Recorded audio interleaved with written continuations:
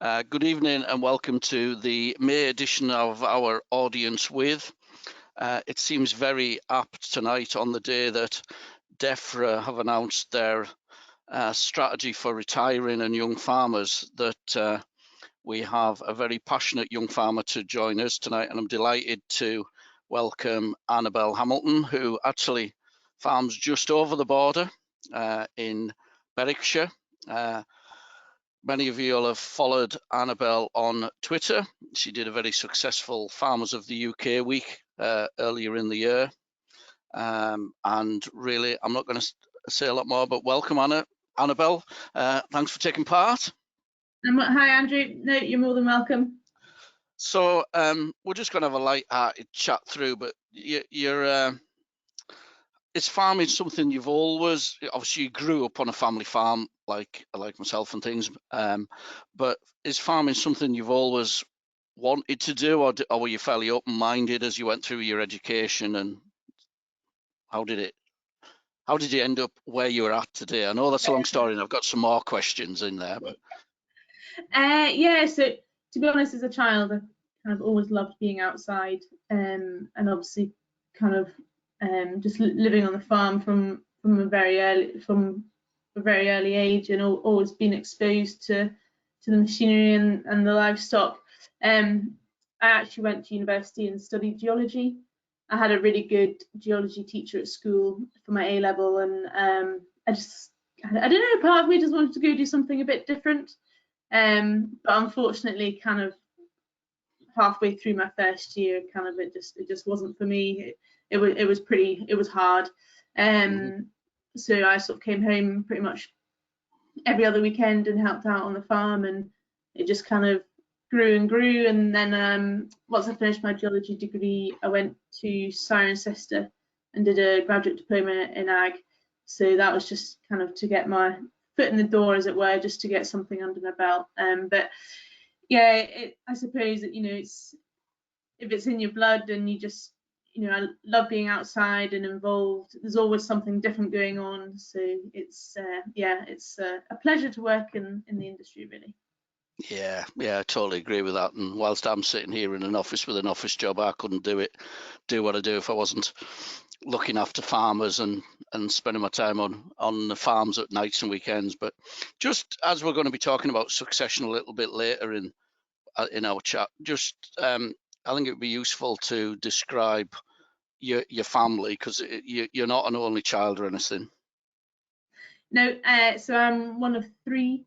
I've got an older brother who's an accountant, and I've got a younger sister who is just finishing off her masters at Harper Adams, has a full-time job at a maltsters. So we all kind of live within a mile of each other. So we've all come back home, and then obviously mum and dad. In our family, you're either a farmer or an accountant, and so we're all pretty heavily involved in the farm. But yeah, I've come home. I came home in last June. Yeah. So nearly coming up to a year, actually. It's. I was just thinking that before. I'm not going to be. I can't argue with your family structure. There's nothing wrong with an accountant and farmers all in one family. Having looked at my own, but I think that's interesting for later, because you're a very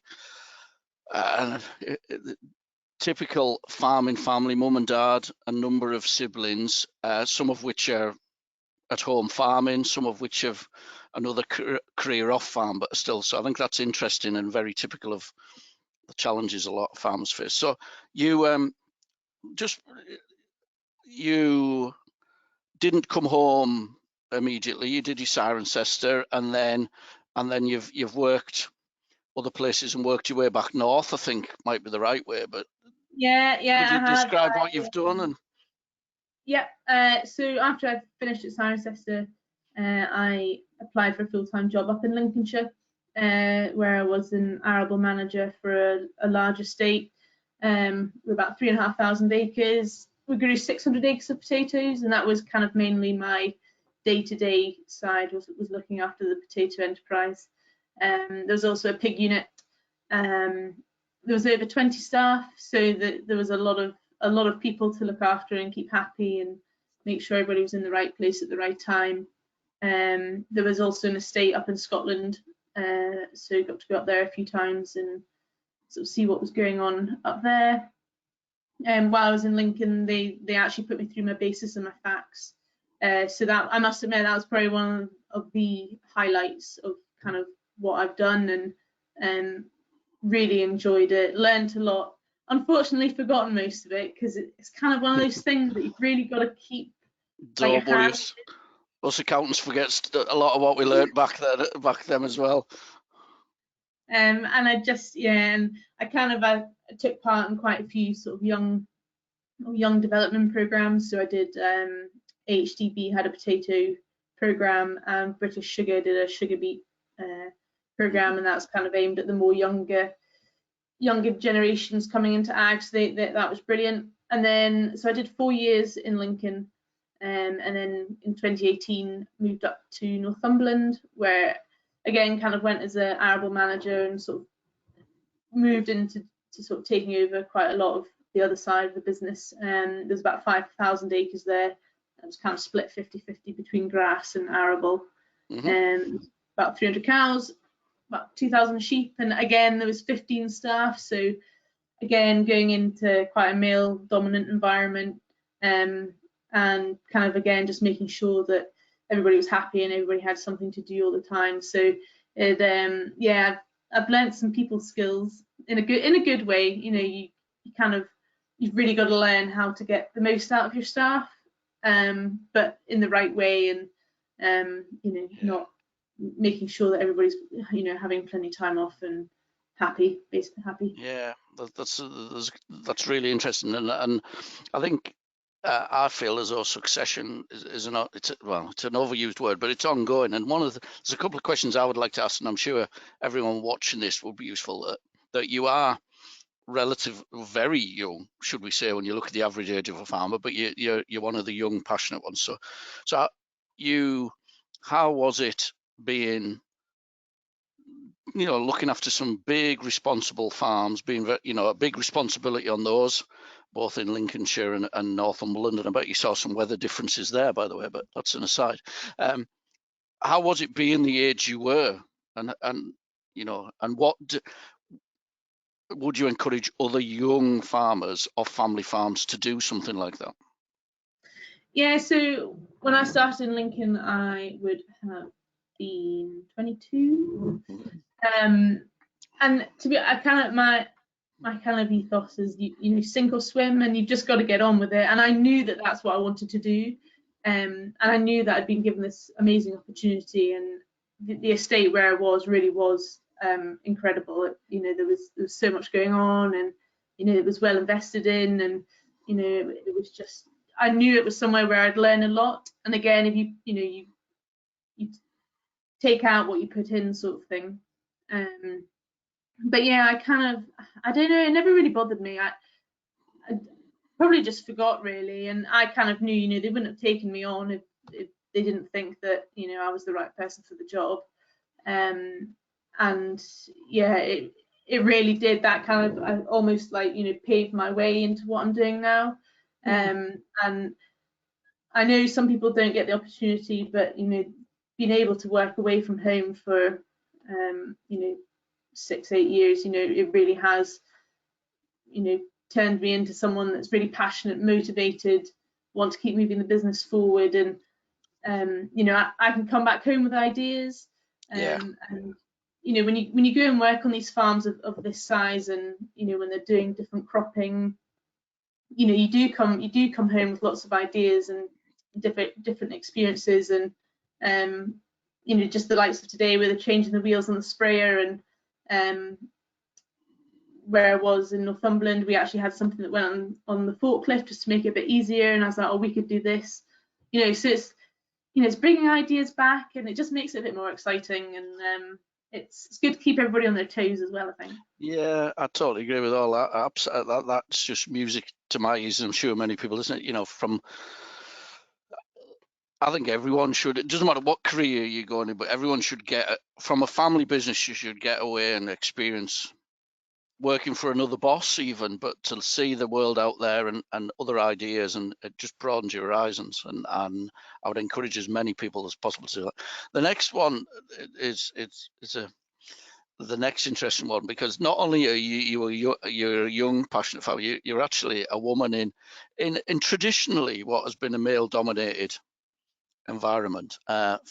Thankfully, unfortunately, that's changing quite dramatically, and you're great evidence of that. That there's some real go-ahead young female farmers now. But what experiences have you gained from that? Has there been positives and negatives out of that, or how? So I must admit, I've never ever made to feel uncomfortable. Good. And I suppose I'm probably the sort of person that if someone did make me feel uncomfortable, I would tell them. But for me, there's not enough young people, let alone, saying, right, we don't want a female working for you. And I don't think people would do that anymore. I think, we have started to cross the line that Yes. Females are accepted. You'll still get people that will come into the farmyard and say, "Oh, is the farmer here?" And you just got to, not ignore it, but just reiterate that it's me, and it's for me, it's not about gender. It's having the right attitude towards the job. And as I said, I'm really motivated to take the farm to the next level, and it's just it's the profession that I've chosen, and I do truly think that the gender thing is beginning to diminish slightly, and it's just a shame when you go to the livestock market, or there is a real lack of females, and I think that it will change. I know a lot of my friends farm and have gone back to the family farm, and there aren't any sons, so it'll get better.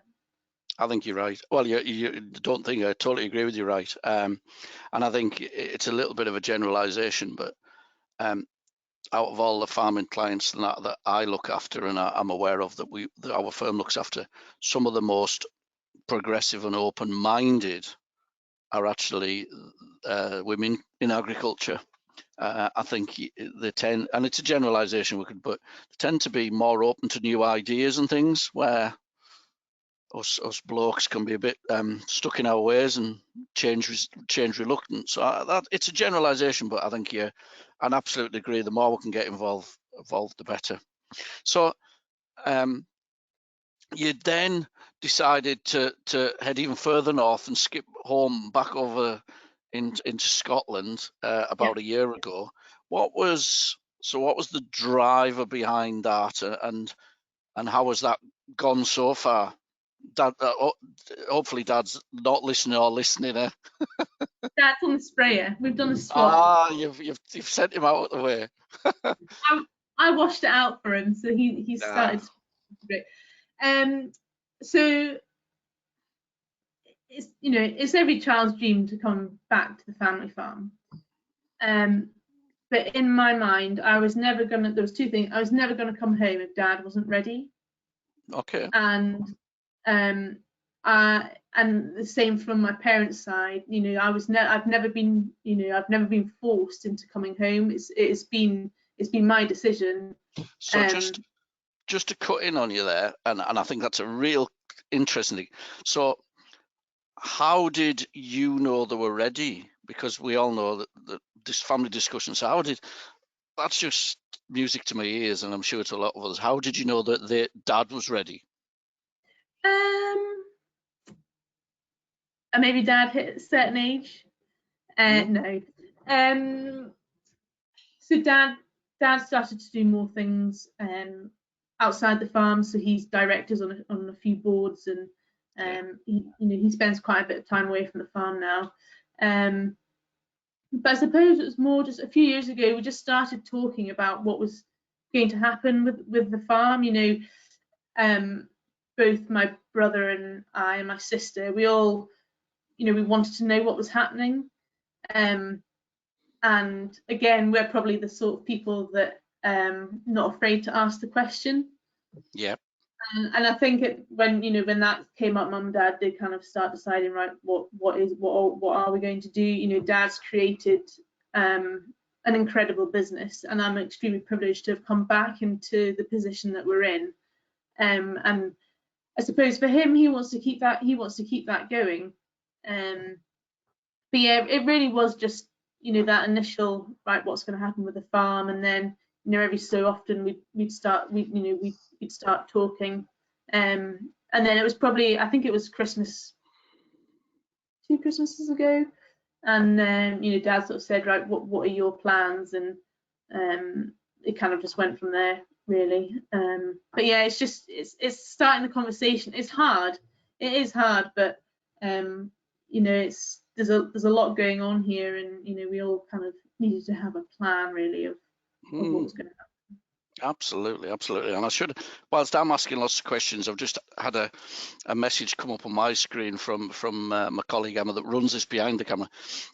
Obviously, all the people watching this, please feel free to ask York or to send me questions that you would like to ask Annabel. You'll see a questions box on your screen, and if you type in there, the questions come through to me on my screen. I'll ask them. So please do submit your questions, and we'll do them. Just before we go into a bit more depth of the succession plan for your farm, you've got a really interesting farm at home. If I've got to say, if I'm not a farmer because I didn't like sheep, and we had nearly 1,500 of them on our hill farm at home. I dare say I might have made different decisions if it was arable and cows, but hey ho, I love the job I do. But just describe BH and what your farm business entails, just for the followers, because it's an exciting operation. Yeah, so we fatten around 300 cattle a year. We're sort of buying them in between 7 and 10, 11 months, and then finishing them off. We're going for the high quality butcher trade, so 90% of them are sold at St Boswell's Market. Yeah. And again, for us, we are trying to produce the highest quality animal that we can, and I mean, prices at the moment have been phenomenal. Really, our average price has been the highest that Dad's ever been selling at, and we really are going for the top. And then the sort of other 10% of those are going dead weight, so they're going straight up to the abattoir as an abattoir for Aberdeen, which they're going to. And then we're farming about 2,500 acres. The home farm's about 400 acres, and then the rest of that's kind of made up of rental and contract farming agreements. We are growing about 60-40 split winter spring cropping. That fits us quite well. We really want to be finished drilling end of September. We've got one field of wheat that got drilled, the last field drilled, and it was in October, and you can tell it was drilled a bit later than everything else. And then sort of from spring cropping, we're growing quite a lot of malting barley. All of our malting barley goes to Simpsons Malt in Berwick. We actually grow about 250, just under 250 acres of a variety called Golden Promise, which is a heritage variety for Simpsons Malt. Okay.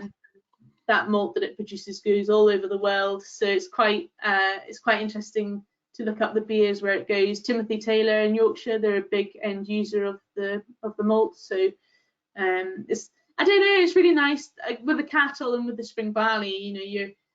You're creating a product that then's got a nice story to it, and it's it's got an end market, and you can follow where it's going. We try, and all the butchers that buy from us, we always support them and go buy beef, and there's something really rewarding about seeing your produce at the very end. Yeah.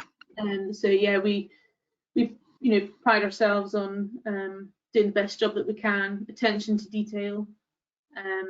We're quite a sort of high input, high output farm. We're trying to make our poorest field as good as our best field, and when you've got these contract and rental agreements, you really do have to be doing that to make them most fit. So yeah, Dad came here, I wrote it down actually. Dad came to BH in 1980.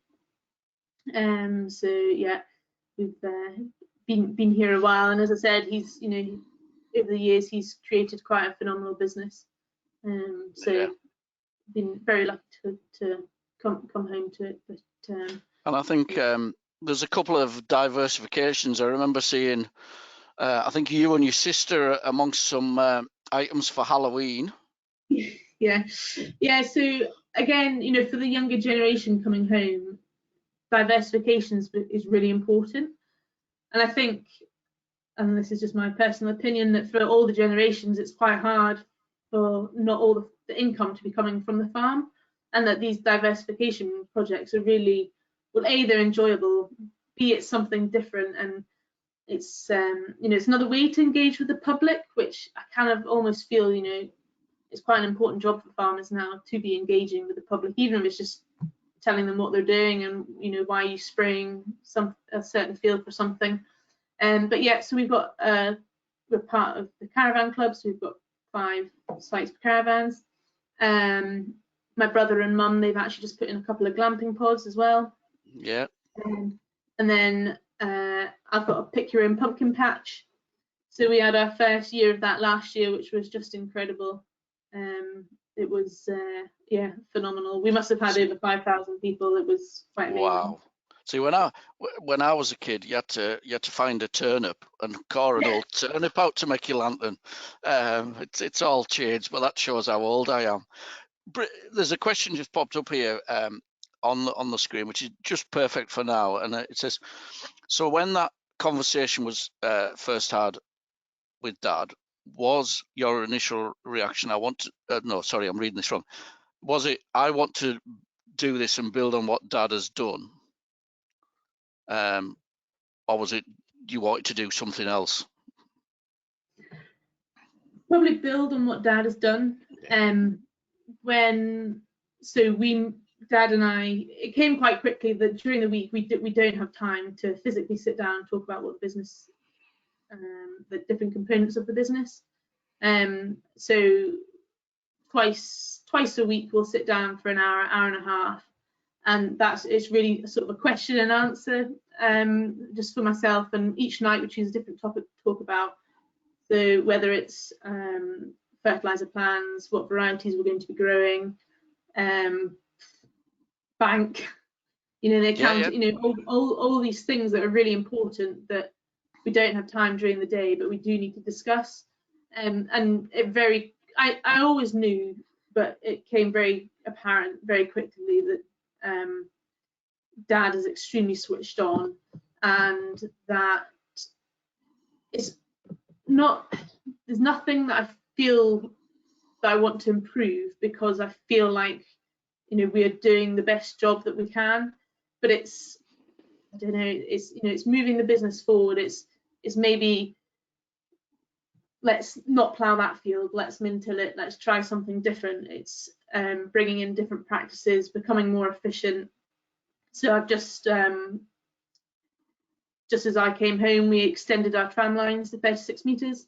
So we're getting the most out of what we possibly can, and it's just bringing different ideas to the table. And I remember when I first sort of sat down with Dad and I said, what is there anything that you still would like to do? And we can do it together.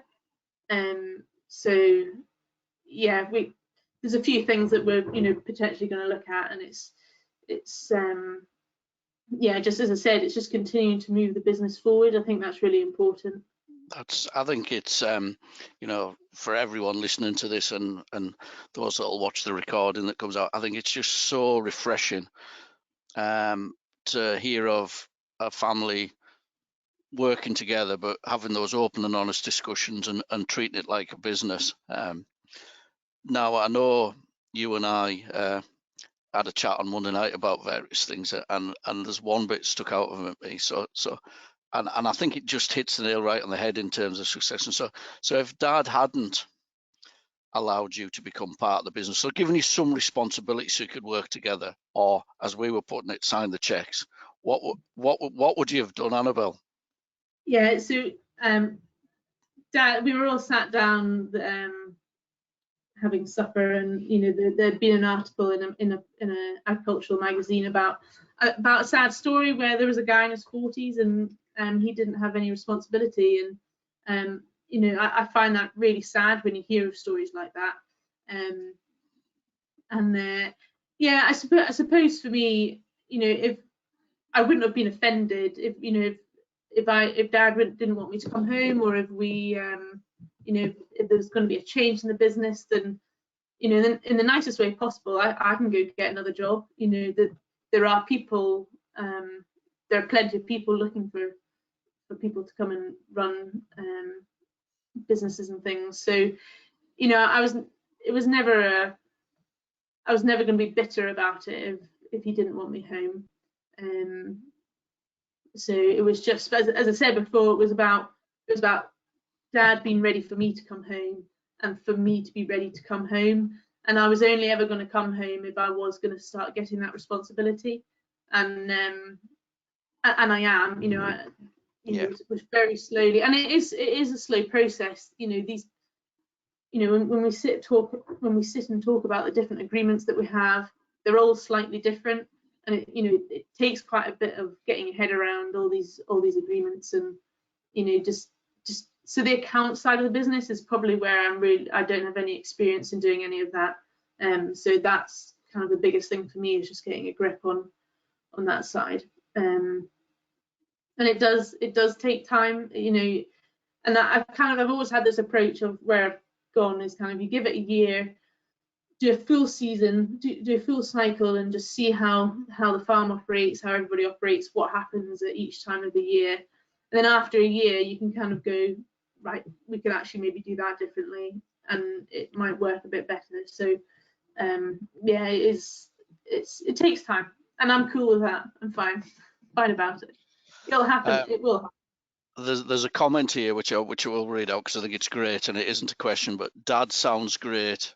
He is the key. He's very, and this is from somebody that doesn't know it. He's very switched on and forward thinking. Often the family find it hard to let the family take the reins, and I think you know. But I would say from sitting listening to you and talking to you the night, I think the switched on part's definitely job to generation, because I think you're a very, you know, from your experience and what you've done in your young career today, and I'll say that, you know, you've achieved some great things. So what, and maybe I don't want you to break any confidences or anything, but what structure does your business, you know, is it a partnership, is it a company, are you a partner, are you not? Don't break any confidences there, but just to give people an idea of how you've become involved. Yeah, so at the moment I'm just kind of an employee, and we and again, you know, we've said, right, let's just see how we get on, and because it might, you know, it might have been I did a year and I go, oh, you know what, I don't think this is going to work, and B, it's not what I want to do, which isn't the case. And you know, we probably, after a year, we probably will have a conversation, right, what is the next step. But yeah, at the moment I'm just an employee, which, you know, again, I'm very relaxed about it all, and I think you've got to be, and you know, not getting worried about it or uptight about it, because as I said before, it will happen. It's just it's such a process for a family to go through, and it's yeah, just got to be patient. No, but I think, and again, don't know, but you will, I presume, and will be gobsmacked if it isn't, that when you say you're an employee, you'll be getting a proper employee's wage, not one of these that you will have seen amongst your friends, and I have, where it's all going to be yours someday, lass or lad, and you get your pocket money every week, which I don't think's inspiring for anybody, is it? And that's the other thing, you know, these you know, if I went and worked for a large farming company, you know, salaries are high in agriculture now, because you know there is a lack of people out there that are wanting to do the job. So you know people are getting well paid, and again, you know, dad knows that, and he and you know, I've got a mortgage, you know, I want to save up for things, and again, you know, harsh as this may sound, I wasn't coming home to get paid not a lot, because what was the point? I could go, you know, I can go somewhere else, and I did, you know, but dad knew all that before I came home, and he understands that. And yeah, for the, you know, I know of people who, you know, who don't even get paid, and yeah, it's an interesting one. Yeah, it is. But I think a lot of our listeners and people that will watch this, that's really important, really important. Now, another thing when we're talking about it, I know we all love farming and we're all passionate about it, and we put, you know, we put the hours in because we love it. But you and I were talking about, you know, that there's almost a badge of honour in the farming world that if you're not working 12 hours a day, 7 days a week, you're not doing it properly. Now, I know you have a slightly different philosophy, so, you know, could you just sort of talk us through that a bit? Yeah, so when I was down in Lincoln, I really did give them my life for 4 years. It was really full on. There was a lot going on. I suppose from my point of view, I wanted to make sure that I was doing a good job, and for me, that was working all the time. And you know, that meant I didn't have any friends. That sounds a bit sad. I didn't really go out much. You know, I literally kind of worked and slept, and I didn't come home much either.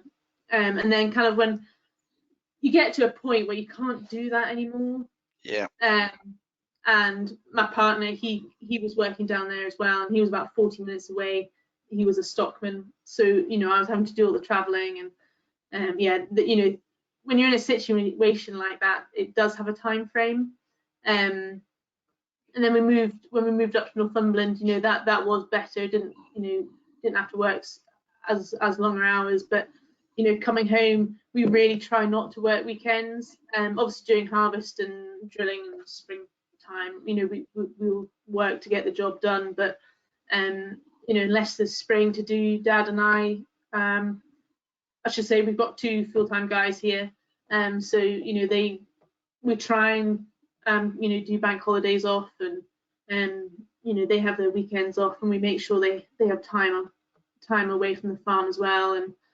And you know, Dad and I do the cattle in the morning at the weekend, and then if there's no spraying to do, then that's it. It's you've got to enjoy life.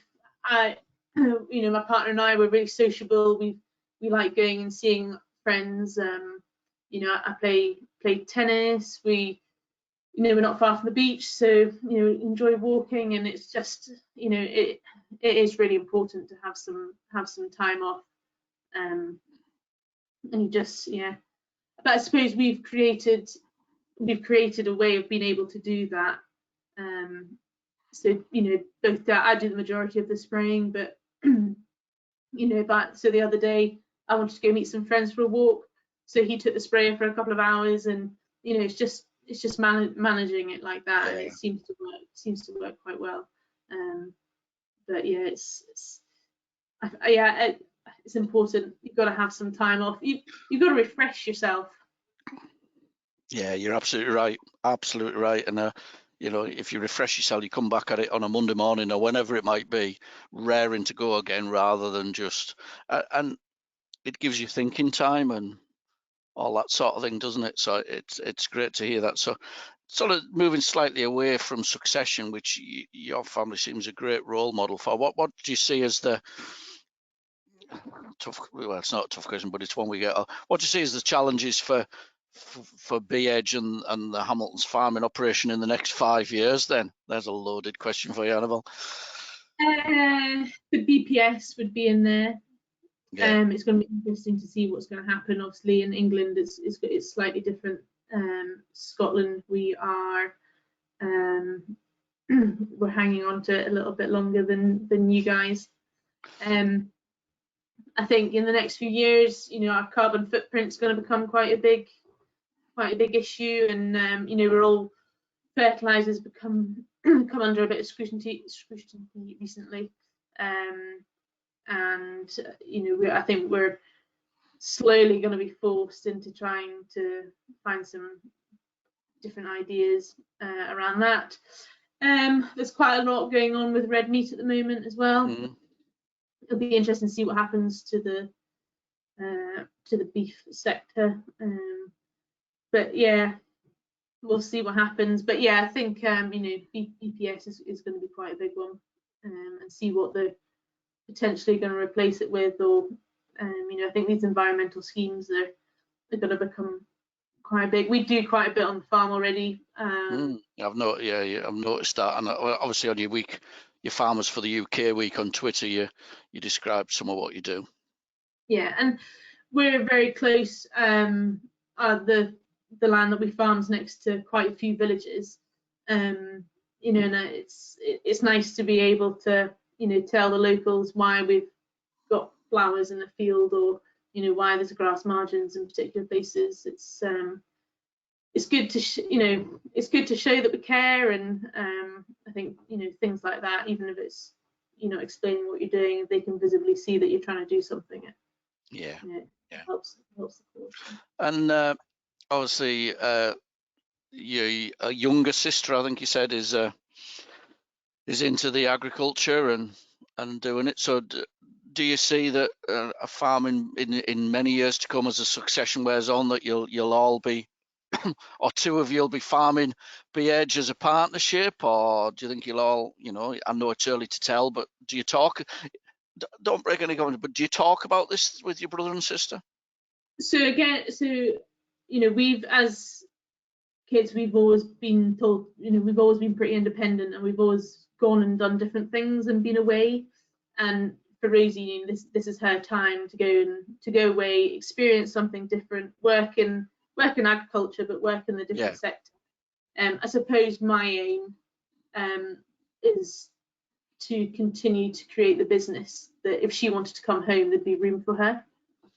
So that's kind of that's always in the back of my mind, that if she wants to come home, then there's room for both of us. Yeah, that's interesting, and it's great to see you finally. And what about, obviously your brothers are dreaded as accountants, I nickname them, because that's what people have. I'm sure he still has a great interest in, even though he's got his own career, he has a great interest in the home farm as well.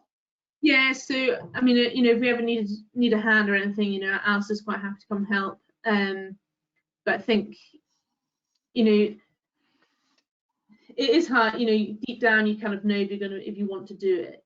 And as you're growing up and you're seeing your parents work a lot of hours and unsociable hours, it's whether or not that wants to be what you want to do. As I said, it is getting better, and we're not as bad as what it used to be. But Alistair knows what he wants to do. He's pretty keen on sort of the tourism side. Where we are, we've got a huge amount of tourists that come to the area, and we've both got holiday cottages, and Alistair's got the caravan site. So we see all these people pass our door and take their, in the nicest way possible, take their money. You kind of got, I mean, the area must get over 100,000 people a year to it. It's so yeah, it's important to do something. Absolutely. Yeah, well, I think you're right. In any job, you've got to really want to do it, haven't you?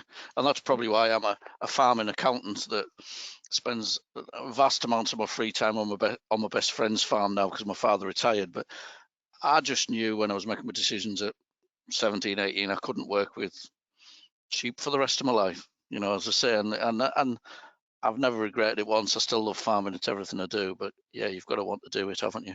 Yeah. So just another statement. I take this all as great credit. Not a question, but what an amazing attitude Annabel has. Fantastic. Yeah.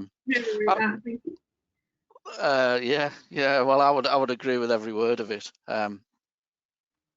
So I think one sort of final sort of question is, of you sort of from when you left Cirencester to massively responsible jobs, and then probably the most responsible when you've got to come home and work with Dad. Before you came home, what if there was just a couple of sort of key things you learned that you brought home as a young farmer to come back home and run a family business, what would they be, Annabel?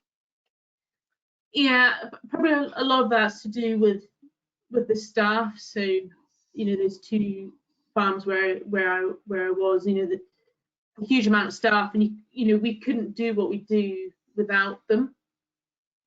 So I've always come to the conclusion that if you say please and thank you, and you say it in the right tone, people really appreciate that. And we try really hard.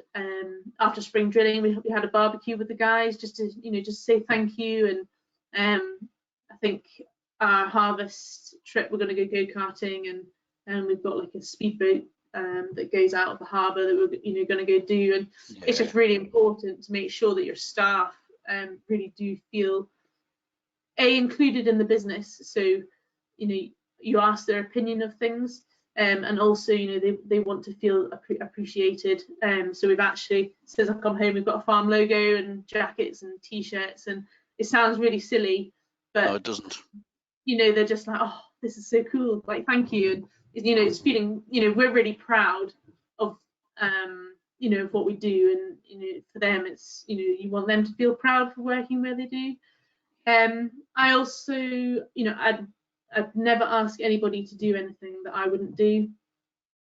So when we were growing, I was down in Lincoln and the potato harvester was getting clogged up on the fen or whatever, you'd have to go in, and you would go in and help. And it's it's just you have to get stuck in, and because especially from a when there's that many people, they just see you driving around, they won't have any respect for you.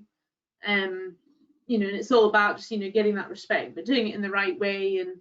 And please and thank you goes a long way, personally. Yeah, I think that's fantastic to hear. And we're all no business, or there's very few businesses operate without people, isn't there? And if you get the people bit right, all the rest comes right. And I think that's so refreshing to hear. Well, and I'm sure there's the leadership of B-Edge and the Hamilton farm is in great hands going forward, from what I've just heard. And another comment comes through: I'd work for Annabel if she has an ace attitude. So I think if we all get fed up of doing accounts here, we might be coming and driving the tractor for you.